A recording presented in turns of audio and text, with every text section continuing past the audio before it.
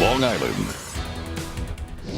Right now on News 12, the man accused of keeping these dogs in deplorable conditions. The animals found chained up in their own feces. And Americans on the ground in Nigeria trying to find the hundreds of kidnapped schoolgirls. Plus, touring the damage. The search for the vandal who tore up a South Shore golf course, causing $75,000 worth of damage. Good afternoon, I'm Amy McGorry. A Central Islip man arrested in what Suffolk officials call one of the worst cases of animal cruelty they've ever seen. It's a story you saw first on 12. This man, Harry Tommy Patrick of Central Islip, has officially been charged with 8 counts of animal cruelty. The Suffolk SPCA says they found 7 adult pit bulls and 1 puppy living outside his Atlantic Street home. We're told they were walking around in at least 1 inch of their own feces and urine. The dogs were suffering from Lyme disease, ear infections, and anemia. Some even had open sores on their paws. The dogs are now being treated at the Veterinary Medical Center in West Islip and the Islip Animal Shelter. This afternoon, U.S. officials are heading to Nigeria to help search for nearly 300 kidnapped girls. The girls were taken 3 weeks ago by militants called Boko Haram, a group identified as the region's Taliban. They recently released this video promising to sell the girls as sex slaves. Here in the U.S., rallies have been held from New York to Los Angeles, demanding Nigeria do more to find the girls. And I want to appeal to people in the world, just calm down. Give us time. We will bring those girls back. We remain deeply concerned about the welfare of these young girls, and we want to provide whatever assistance is possible in order to help for their safe return to their families. This morning, the Nigerian state government confirmed that many people were killed by the militants in a northeastern bordered town. It's unclear if any of the girls are among the victims. A Suffolk man is accused of a drunken hit and run that seriously hurt a woman. Police say Alvaro Alfaro turned himself in this morning. They say last October, the East Northport man was drunk when he crashed his SUV into a Dodge Neon along Park Avenue in Greenlawn. The driver of that car and her passenger were seriously hurt. Officers say Alfaro ran from the scene, leaving a pit bull puppy behind. Investigators are on the hunt today for a golf cart burglar in Oceanside. Just take a look at some of this damage. The owner of the course took us on a tour today. Police say a garage door was pried open at Middle Bay Country Club Saturday.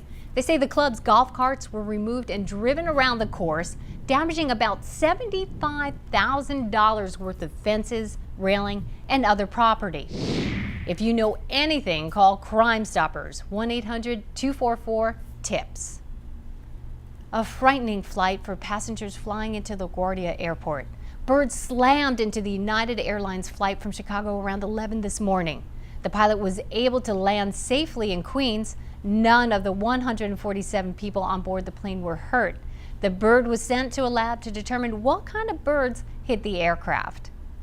And several people are hurt when a dye pack explodes at a Bethpage bank.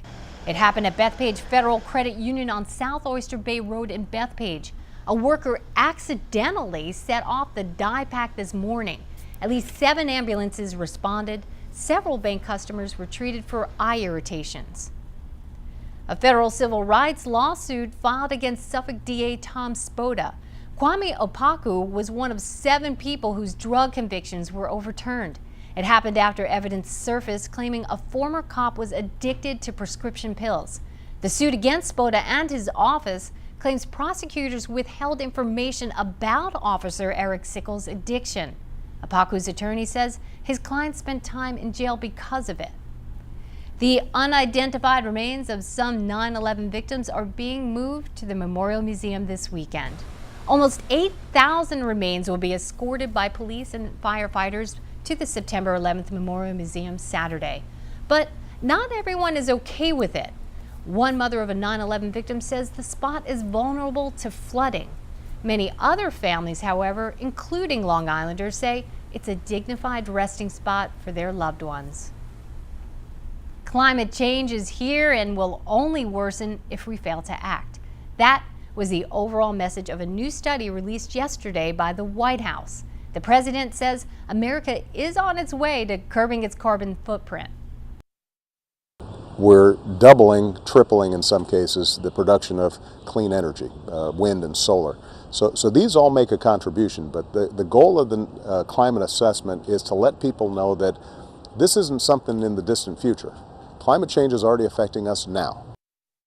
One Long Island scientist we spoke to says the point of the report is not to cause panic, but to start planning and adapting our infrastructure to deal with these changes. The idea behind this report is not really to be alarming, but basically to warn people that we have to start preparing for this.